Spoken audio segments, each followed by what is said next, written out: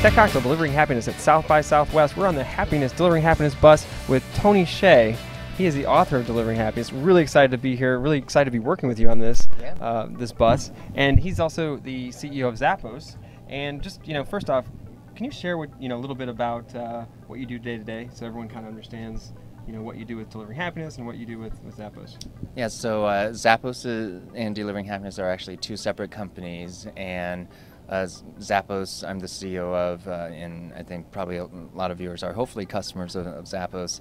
And we actually just announced yesterday here at South by Southwest the formation of Delivering Happiness that Jen and I are partners with, and I think you're interviewing her later, and she is the CEO of that company.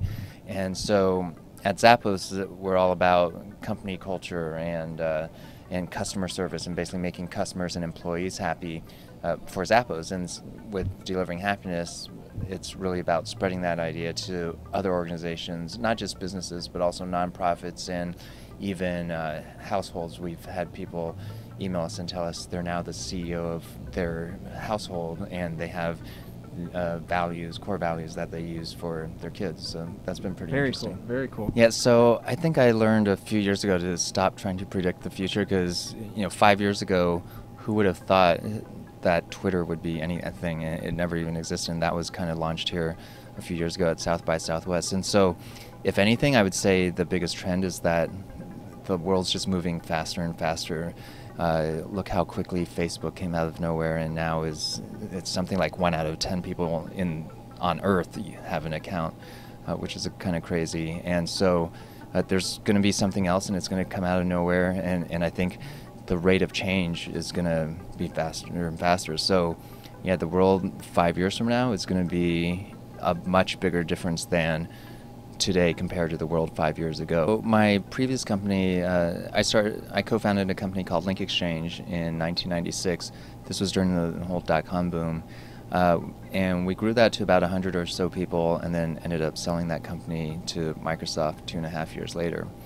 But what a lot of people don't know is the real reason why we ended up selling the company, and the real reason is because the company culture just went completely downhill, and it just wasn't a fun place to work at anymore. I remember when it was just 5 or 10 of us, it was a lot of fun. It was your typical .com. We were working around the clock, sleeping under our desks, had no idea what day of the week it was. And as we started growing, it was really exciting. We were hiring friends and friends of friends.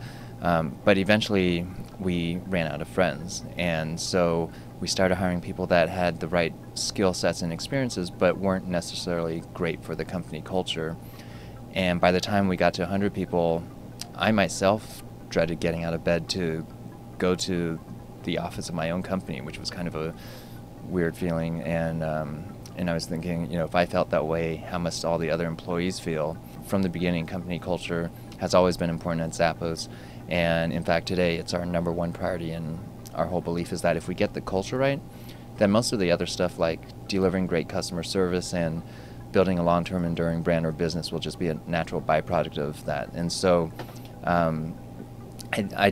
if I hadn't gone through that mistake or failure at Link Exchange, I don't think we would have paid as much attention as we do on company culture at Zappos. And so, as a result of that, we've now made the Fortune 100 Best Companies to Work For list 3 years in a row, and that's all because I think we really focused on culture from the beginning.